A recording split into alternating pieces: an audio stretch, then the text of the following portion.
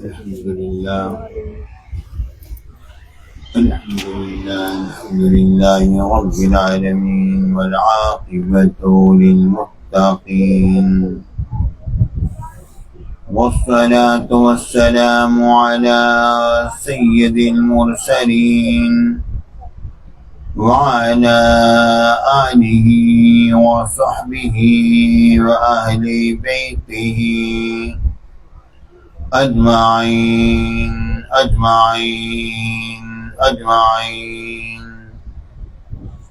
أما بعد فأعوذ بالله من الشيطان الرجيم بسم الله الرحمن الرحيم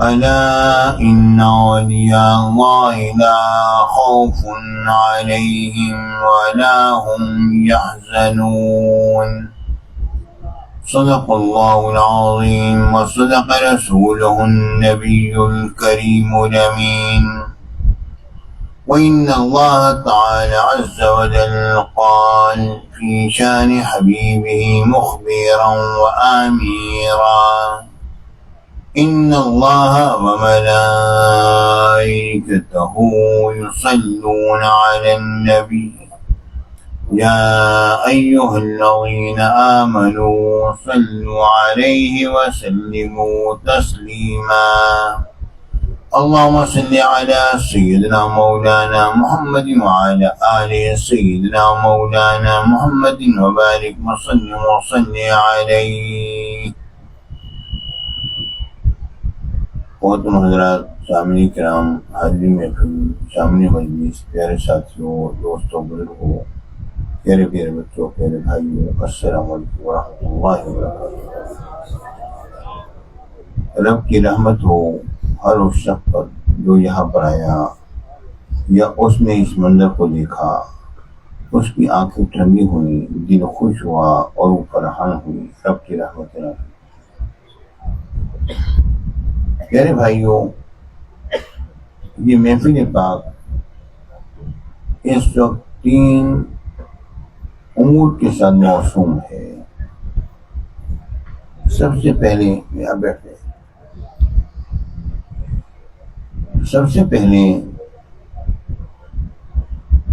غوث اعظم قطب ربانی شہباز لامکانی نور یقیندانی سیدنا الشیخ عبد القادر الجیلانی رضی اللہ تعالیٰ عنہ کی ذات اقدس سے. یہ آواز نہیں کھلتی اس کی.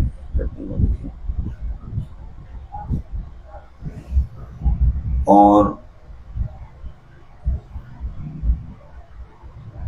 دوسرے یہ کہ ایک بابا جی جن کے نام سے کوئی بھی واقف نہیں، لیکن ان سے بہت سارے لوگ واقف ہیں. فرمایا کرتے تھے جب ان سے نام پوچھا جاتا، فرمایا کرتے تھے کہ اگر ہم اپنا نام بتائیں تو رب فرمائے گا کہ تو بھی اب نام والوں میں ہو گیا ہے. ان کا پچھلے روز وصال ہوا. نہ معلوم کتنے روز تک ان کی میت موجود رہی، صحیح سلامت رہی، بخیر و عافیت رہی. اکیلے حجرے میں رہا کرتے تھے. کئی روز کے بعد جب جا کے دیکھا گیا تو انہیں صحیح سلامت حالت میں پایا گیا. لگتا تھا کہ خود ہی غسل کر کے اپنی جگہ پر آرام فرما ہیں.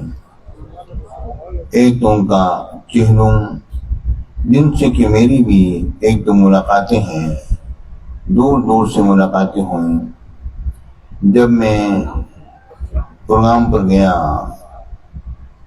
تو انہوں نے میرے آنے کے بعد فرمایا کہ قادری صاحب اتنے بج کر اتنے منٹ پر یہاں پر تشریف لائے اور اتنے بج کر اتنے منٹ پر تقریر شروع کی، اتنے بج کر اتنے منٹ پر تقریر ختم کی اور اتنے بج کر اتنے منٹ پر یہاں سے واپس روانہ ہو گئے. یہ ان کی مہربانی کہ انہوں نے ہمارے ایک ایک لمحے کو انہوں نے بیان فرمایا اور انہوں نے یاد رکھا. اللہ تعالیٰ ان کی طبیعت پر بے شمار رحمت نازل فرمائے. اور یہ کہ تیسری بات یہ کہ ہمارے عامر رحمانی صاحب، ان کے والد گرامی ماشاءاللہ موجود ہیں، ان کے یہاں کچھ ایک بچے کا عقیقہ اور یہ کہ کچھ اور بھی عقیقے اس میں شامل کیے گئے اور وہی اس تقریب کا انعقاد کیا گیا۔ یہ 3 چیزیں ہیں آج کی اس تقریب میں۔ اللہ رب العالمین ہم سب پر رحمت فرمائے اور سیدنا غوث الورا سیدنا شیخ عبد القادر جیلانی رضی اللہ تعالیٰ عنہ کی برکتیں، ان کی رحمتیں اور ان کا فضل اور ان کی نگاہ کرم ہم سب کے شامل حال فرمائے، اور بابا جی کی اللہ تعالیٰ درجات میں فتح اور بلندی عطا فرمائے، اور ان کی بھی نگاہ کرم ہمیں عطا فرمائے، اور جن بچوں کا عقیقہ ہو رہا ہے اللہ تعالیٰ ان کی عمروں میں، زندگی میں برکت عطا فرمائے، اور ان کو صحت تندرستی کے ساتھ تعدیر قائم و دائم رکھے۔ پیارے بھائیوں، سلطان اولیاء سیدنا شیخ عبد القادر جیلانی رضی اللہ تعالیٰ عنہ، آپ کو رب العالمین نے جو خصوصی مقام عطا فرمایا اس کی مثال یقیناً نہیں ملتی ہے، اور یہ کہ ائمہ اربع حضور امام امام امام اعظم ابو حنیفہ، حضور امام مالک، حضور امام شافعی، حضور احمد بن حنبل، امام احمد بن حنبل رضوان اللہ علیہم اجمعین، یہ اپنی اپنی فقہ کے زبردست ائمہ گزرے، اور ان کا اور حضور غوث اعظم کا بھی خصوصی ایک روحانی تعلق رہا ہے۔ اس بارے میں مجھے ایک بات یاد آتی ہے کہ جن دنوں میں عراق میں جامعہ صدام کے اندر زیر تعلیم تھا اور پڑھا کرتا تھا، میری رہائی جو تھی وہ غوث اعظم سیدنا شیخ عبد القادر جیلانی رضی اللہ تعالیٰ عنہ کے دربار پاک میں تھی۔ تو وہاں پر ایک مجاور تھے جن کا نام تھا بابا فقیر محمود صاحب علیہ رحمہ۔ وہ بڑے ہی زوراور شخص تھے اور پاکستان کے تھے اور فرنٹیئر کے علاقے کے پٹھان شخص تھے۔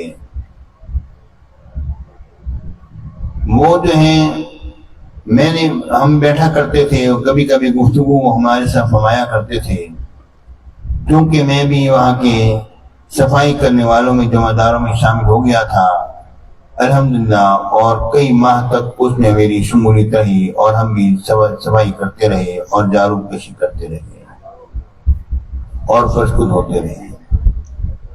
تو پیارے ساتھیوں، ایک روز بابا فقیر محمود نے مجھے ایک بات ارشاد فرمانے لگے کہ میں نے ایک سپنا دیکھا، خواب دیکھا کہ حضور غوث اعظم سیدنا شیخ عبد القادر جیلانی رضی اللہ تعالیٰ عنہ تشریف فرما ہیں اور سیدنا امام اعظم ابو حنیفہ رضی اللہ تعالیٰ عنہ بھی تشریف فرما ہیں۔ تو حضور غوث اعظم میرے بارے میں، یعنی وہ بابا فقیر محمود اپنے بارے میں کہتے ہیں کہ میرے بارے میں حضور غوث اعظم حضرت امام اعظم ابو حنیفہ رضی اللہ تعالیٰ عنہ سے اجازت دے رہے ہیں کہ حضور آپ اجازت عطا فرمائیے، یہ آپ کا مقلد ہے، اسے ہم اپنی تحویل میں لے رہے ہیں۔ میرے کہنے کا مطلب یہ ہے کہ ان ائمہ کرام اور غوث اعظم کا بڑا رابطہ، اور یہ اولیاء اللہ جب کسی کو اپنی تحویل میں لیتے ہیں تو ان ائمہ اعظام کی اجازت بھی ہوتی ہے، تب وہ مکمل تحویل شمار ہوتی ہے۔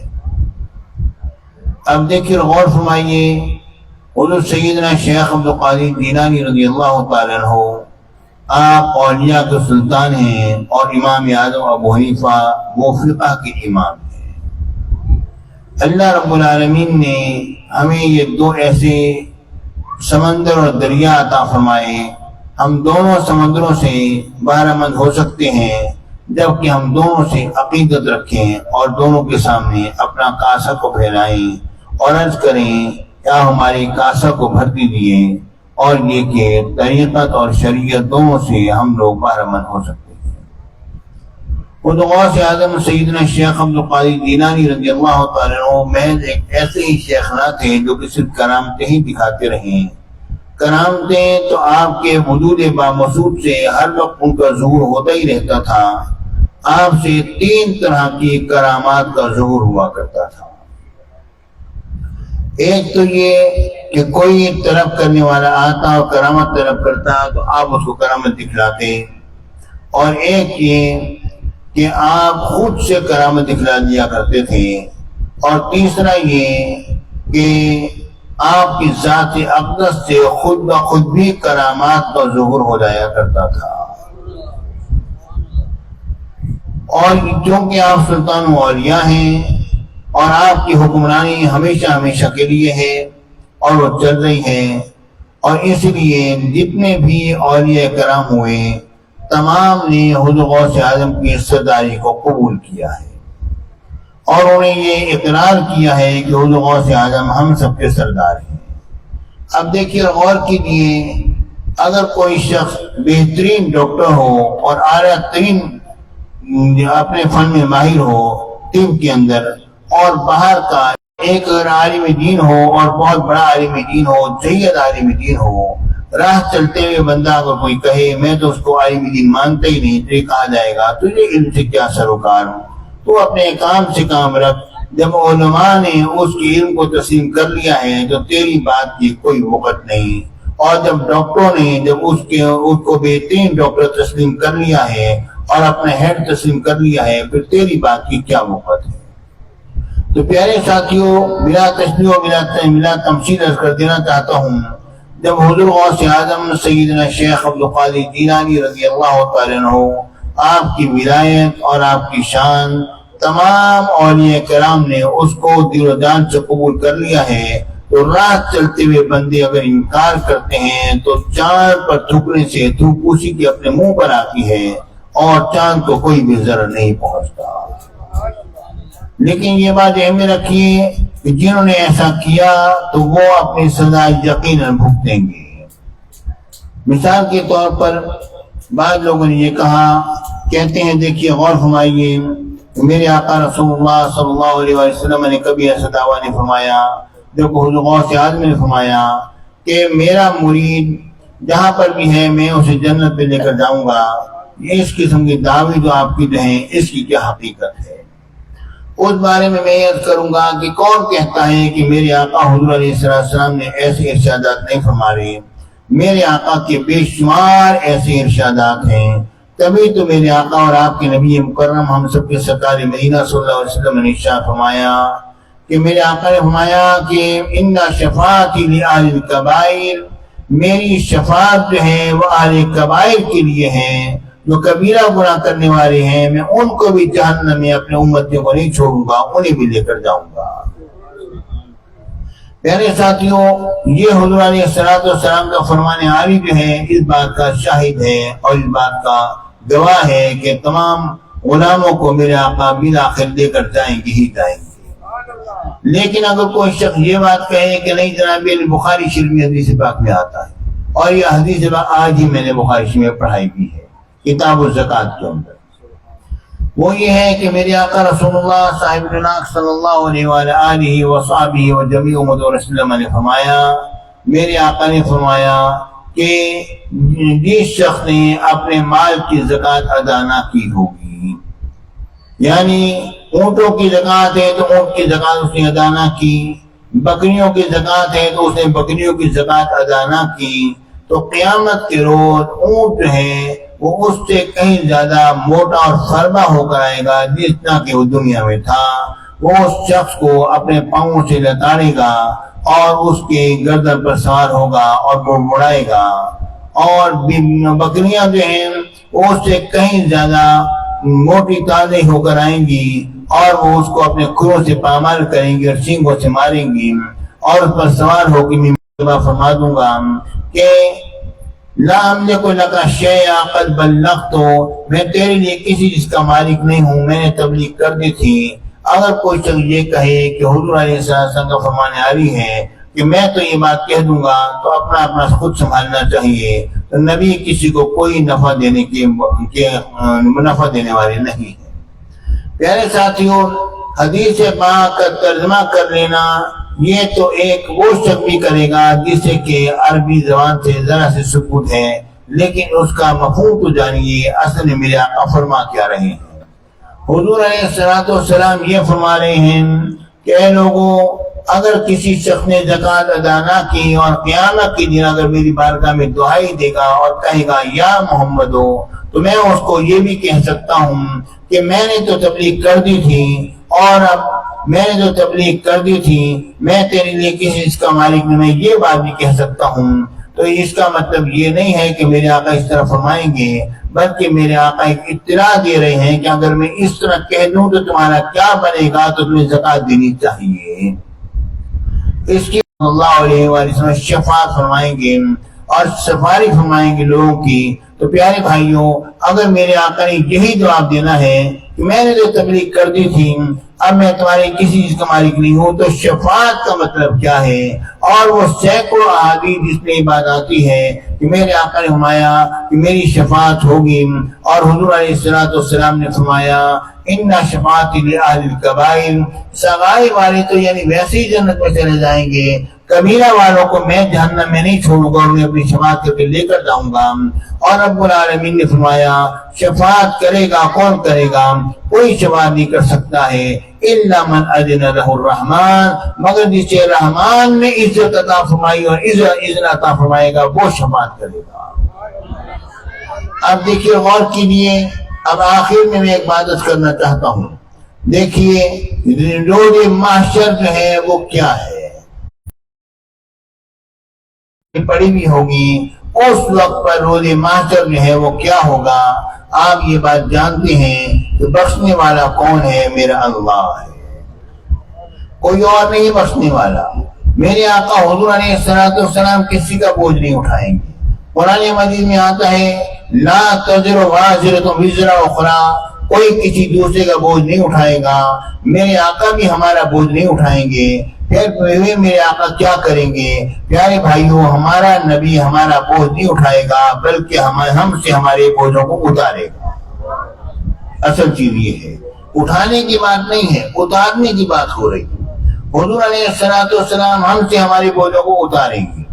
اب ذرا دیکھیے اور غور کیجیے قیامت کا دن کیا ہے، صرف اس پر غور کر لیجیے اور میں اپنی بات کو ختم کروں گا۔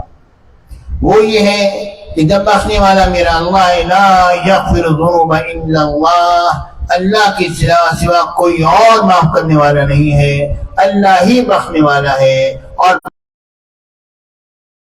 رب العالمین فرمائے گا جب کہ میرے آقا سربسجود ہوں گے رب کی بارگاہ میں جنت کے دروازے کے پاس، پروردگار کی طرف سے ارشاد ہوگا ارفع راسک یا محمد، اے محمد عربی اپنے سر کو بلند فرمائیے، آپ مانگیے آپ کو دیا جائے گا، اور سفارش کیجیے آپ کی سفارش کو قبول کیا جائے گا۔ تو پیارے بھائیوں، اب بعد میں وہیں پر لے کر آ رہا ہوں کہ روز محشر کیا ہے۔ جب بخشنا میرے رب نے ہے تو رب العالمین فیصلہ کر دے، بات ختم ہے۔ بھئی یہ جنت میں جائیں گے، یہ جہنم میں جائیں گے، یہ اتنے عرصے تک جہنم میں رہیں گے، اس کے بعد ان کو نکال کے جنت میں ڈال دیا جائے گا۔ میرا رب فیصلہ کر دے، بات ختم ہے۔ رب کے سامنے کس کی مدار ہے جو کہ کوئی دم مارے؟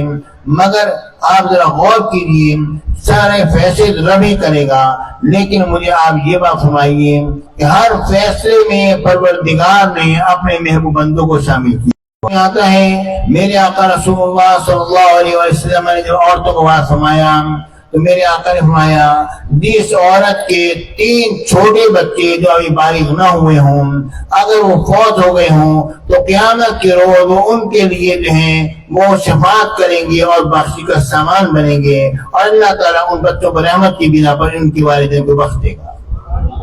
پیارے بھائیوں، چھوٹے بچوں کی بنا پر والدین کی بخشش ہو رہی ہے۔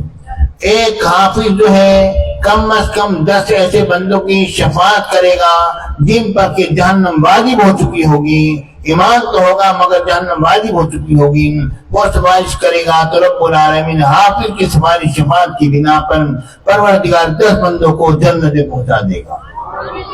اب ذرا دیکھیے اور غور کیجیے، میرے آقا حضور علیہ الصلوۃ والسلام نے فرمایا کہ بعض لوگ ایسے ہوں گے جو پوری ایک جماعت کی سفارش کریں گے، بعض چھوٹی جماعت کی سفارش کریں گے، بعض لوگ صرف ایک بندے کی سفارش کریں گے۔ اور یہ دیکھیے غور کیجیے، کریں گے یہ کیا مسئلہ ہے؟ یا ہے بھی قیامت کا دن، وہاں پر کسی کا زور بھی نہیں ہے، اور ارشاد رب العالمین کا یہ ہوگا لمن الملک اليوم للہ الواحد القہار، آج کے دن کس کی بادشاہت ہے؟ تو یہی بات فرمان ہوگا اللہ واحد قہار کی بادشاہت ہے، اور کس کی بادشاہت ہے؟ آپ دیکھیں غور کیجیے، تو سارے فیصلے رب نے کرنے ہیں، تو یہ کیا مسئلہ ہے کہ میرے آقا سفارش فرما رہے ہیں؟ فلانا نبی سفارش کرے گا، فلانا مریض سفارش کرے گا، حافظ قرآن سفارش کرے گا، حدیث اسد سفارش کرے گا، قرآن مجید شفاعت کرے گا۔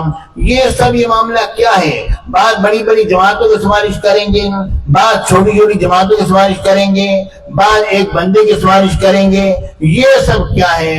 اصل میں یہ روز محشر جو ہے، یہ رب العالمین اپنے مقربین کی شان کا اظہار کرے گا اس دن میں، اور شان کی اظہار کے لیے بنایا گیا ہے، وگرنہ تو رب العالمین بغیر اس کے فیصلے کر دے بات ختم ہو جائے۔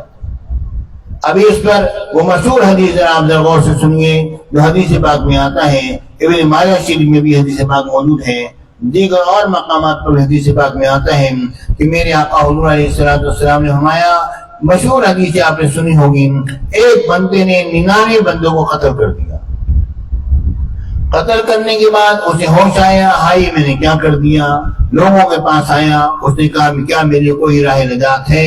لوگوں نے کہا ہمارے تو سمجھ میں نہیں آتا کہ ہم تجھے کیا بتائیں، فلانی جگہ ایک راہب رہتا ہے، جس طرح آج کل علماء ہوئے یا بزرگان دین ہوئے یا اولیاء ہوئے، پہلی امتیوں میں راہب ہوا کرتے تھے، کہا کہ فلانی جگہ ایک راہب رہتا ہے، اس سے جا کے سوال کر، ہو سکتا ہے وہ تیرے لیے کوئی گنجائش نکالے اور تجھے کوئی راہ نجات بتائے۔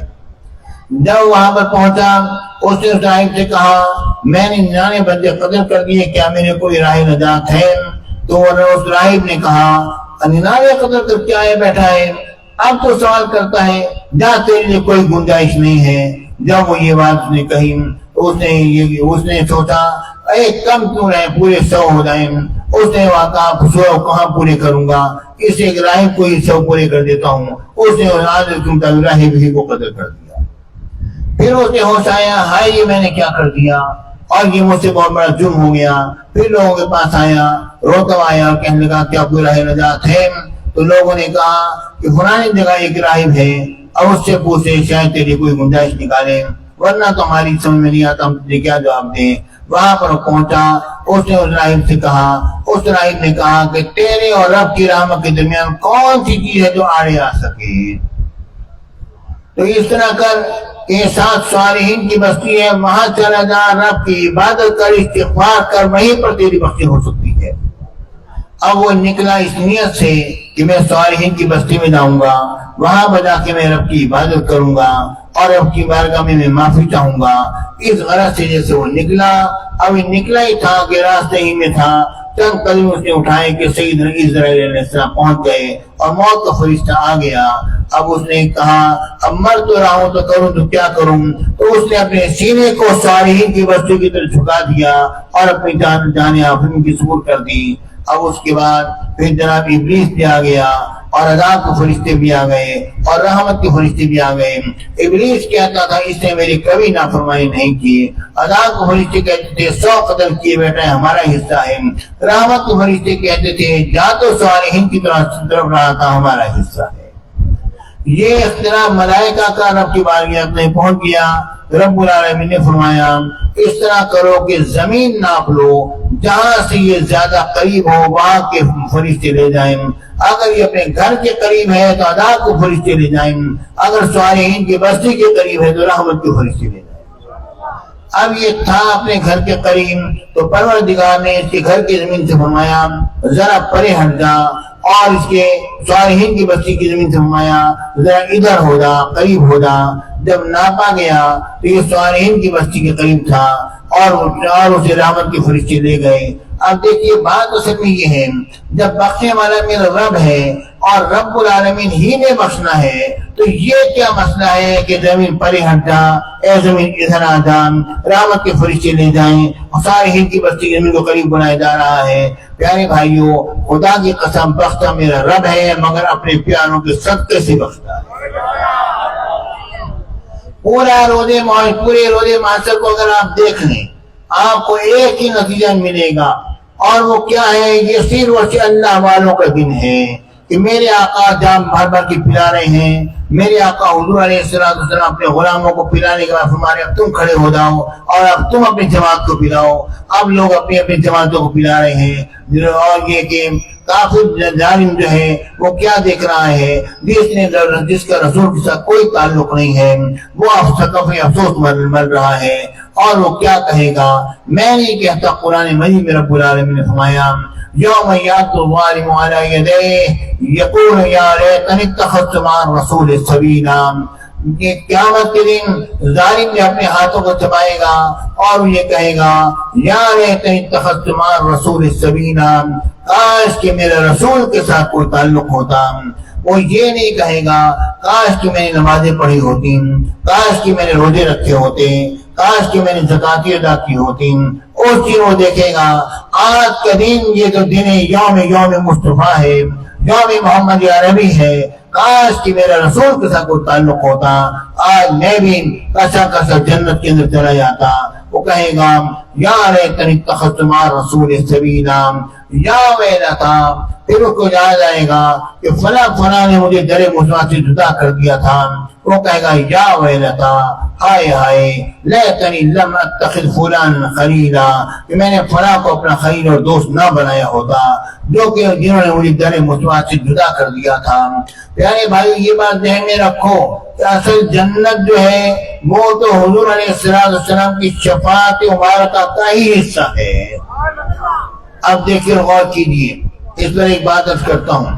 حدیث پاک میں آتا ہے، بخاری شریف کے اندر حدیث پاک ہے، مسلم شریف کے اندر حدیث پاک موجود ہے۔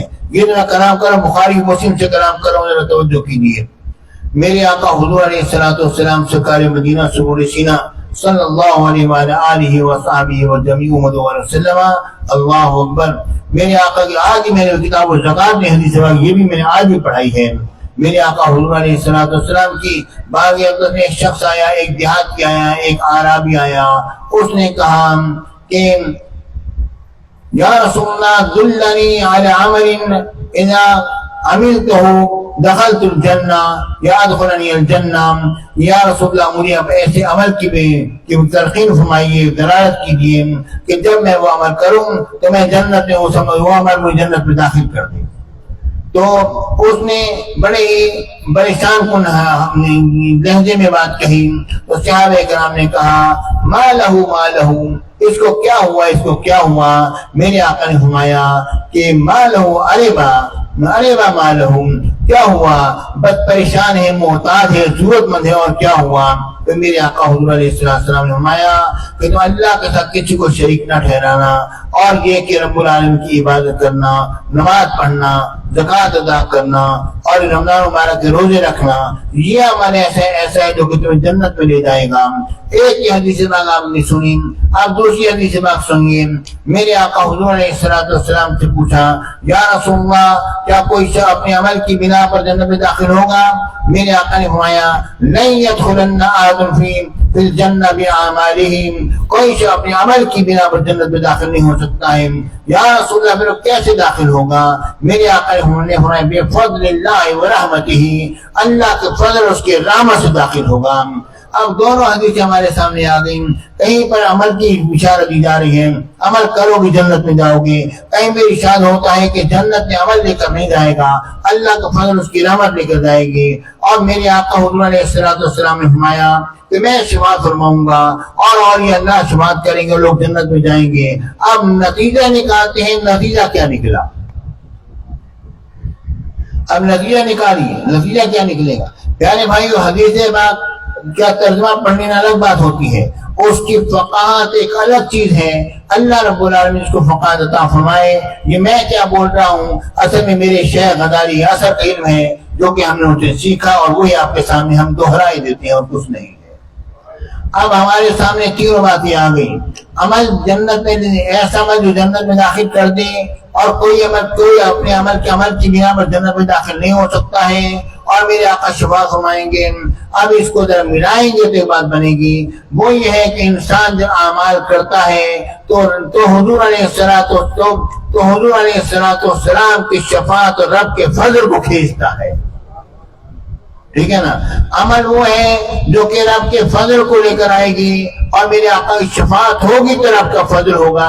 اب دیکھیے، غور کیجئے، مطلب یہ ہو گیا کہ جس وقت تم عمل کرو گے تو حضور علیہ السلام کے قریب ہوگے، شفاعت مصطفیٰ ہوگی تو فضل رب بھی ہوگا، اور پھر تم جنت میں جاؤ گے. جب جنت میں چلے گئے، اب اس کے بعد اب دو چیزیں ہیں. جو تم نے نیک اعمال کیے تھے، اس کی بنا پر تم نے حضور کی شفاعت کو اپنے قریب کیا ہے، رب کے فضل کو اپنے قریب کیا ہے، اور گئے تم حضور کی شفاعت اور رب کے فضل سے ہو. اب جب تم جنت میں چلے گئے ہو، اس کے بعد اب اعمال کی کیا حیثیت ہے؟ اب بات اصل میں یہ ہے کہ جنتیں بے شمار ہیں، جیسے اعمال ہوں گے ویسا رتبہ ملے گا. اور رتبہ کیسا ہے؟ جنت کی کیفیت کیا ہے؟ آخری جملے سن لیجیے. جب حدیث پاک میں آتا ہے کہ جنت کی ہر جنت جو طلب کیا جائے گا وہ مل جائے گا، لیکن شان یہ ہے جنتوں کی، اگر اوپر والی جنت کا اگر ایک انگور کا دانہ اگر نچلی جنت میں آ جائے اور لوگ اگر اس کو کھائیں تو اپنی جنت کی ساری لذتیں بھول جاتا ہے. لذت تو اصل میں اس انگور کے دانے کی ہے. اتنا عظیم فرق ہوگا، اور بے شمار جنتیں رب نے بنائی ہوئی ہیں. بہرحال رب العالمین کا کرم نازل ہو، اور خدا کی قسم یہ بات ذہن میں رکھ لیجیے کہ آپ کو اگر پناہ ملے گی اللہ والوں کے دروازے سے ملے گی، میرے در مصطفیٰ سے ملے گی. یہی وہ دروازے ہیں جو رب تک پہنچا دیتے ہیں. ورنہ پورے میدان محشر کا نقشہ کھینچ لیجیے، سوائے اس کے کوئی اور نتیجہ نہیں ہے کہ جس نے اللہ والوں کا کہنا نہیں مانا وہ جہنم میں گیا، انبیاء کا کہنا نہ ماننے والا جہنم میں گیا، اور اولیاء کا کہنا نہ ماننے والا من آذى وليا فقد آذنته بالحرب، جس نے میرے ولی سے دعوت رکھی مجھے اللہ کو اسے اعلان جنگ ہے، وہ بھی جہنم میں گیا. معاملہ کیا ہے؟ یہ میدان محشر جو ہے دراصل شان ہے اور یہ اللہ کی، جو کہ اللہ تعالیٰ ان کی شانوں کو ظاہر فرمائے گا اس کے دن. اور سب سے بلند شان جو ہے وہ میرے آقا کی ہے، اور حضور علیہ السلام کی زیر سایہ سارے کام ہوتے رہیں گے. رب کی بارگاہ میں دعا ہے، یا اللہ کچھ رہے یا نہ رہے، عشق مصطفیٰ رہے، حب مصطفیٰ رہے، غلامی مصطفیٰ رہے. اور خوش نصیب ہیں وہ لوگ جو کہ در غوث الورا کے ساتھ جڑے ہوئے ہیں. ارے تم نے لگائی بھی ہے دو چیزیں، کس سے لگائی ہیں؟ جو سلطانوں کے سلطان ہیں، اولیاء کے سلطان ہیں، حضور علیہ السلام کے لاڈلے ہیں، آل نبی ہیں اور اولاد علی ہیں، اور سید کائنات کی آل پاک ہیں. اس سے بڑھ کر اور تمہیں کون سی نعمت چاہیے؟ اگر تم ان کی دامن رحمت میں پناہ لے لو پھر تمہیں اور کیا چاہیے؟ اور دامن رحمت میں پناہ لینے کا مطلب کیا ہے؟ ان کے فرامین پر عمل بھی کرو، نمازیں بھی ادا کرو، اچھائی کے کام کرو، برائی کو چھوڑ دو. یہ سب معاملہ کس لیے ہے؟ اس لیے نہیں ہے کہ تم جنت میں جاؤ گے، یہ اس لیے ہے ان کے دامن سے لگ جاؤ گے تو پھر یہ ان کا دامن تمہیں جنت میں لے کر جائے گا. اصل چیز اعمال ہیں، یہ کرو تاکہ رب کی رحمت کو اور حضور کی شفاعت اور یہ کرم کی شفاعت کو اپنے حصے میں لے لو، اور پھر قیامت کے دن آئے گا میرے آقا شفاعت کرتے چلے جائیں گے. اور تبھی تو ظالم یہ کہے گا کاش کہ آج میرے رسول کے ساتھ کوئی واسطہ ہوتا اور کوئی تعلق ہوتا تو میں جنت میں جاتا. خوش نصیب ہیں وہ لوگ جو کہ اللہ والوں سے جڑے ہوئے ہیں. اے لوگوں یہ بات ذہن میں رکھ لو، ہر طرف آج کل شور شرابہ مچا ہوا ہے، ہر طرف اولیاء کرام کی گستاخی ہیں، انبیاء کرام کی گستاخیاں ہو رہی ہیں. لوگوں نے کھیل بنا لیا ہے اس چیز کو، یہ قرب قیامت کی نشانی اور کیا ہے. یا اللہ تو ہمیں اولیاء اللہ کا بھی ادب رکھنا، انبیاء کرام کا بھی مؤدب رکھنا. یا اللہ ہم سب پر فضل و کرم فرمان. اس محفل میں آنے والوں کی خیر ہو، محفل کے منعقدین کی خیر ہو، ان کی اولاد کی خیر ہو. یا اللہ جو ان میں اولاد نرین خواہش مند ہے، مجھے بھی بعض لوگوں نے کہا ہمارے انہوں نے کیا نام ہے آپ کی عمر سنا ماشی، انہوں نے بھی کہا ان کی بچی کی دعا میں اللہ تعالیٰ کو بھی اولاد نرینہ کی نعمت سے نوازیں. یا اللہ کوئی بھی ہاتھ سے خالی نہ جائے. تمام کے دامن مراد بہر مقصود سے بھر دے. آمین. وآخر دعوانا ان الحمد للہ رب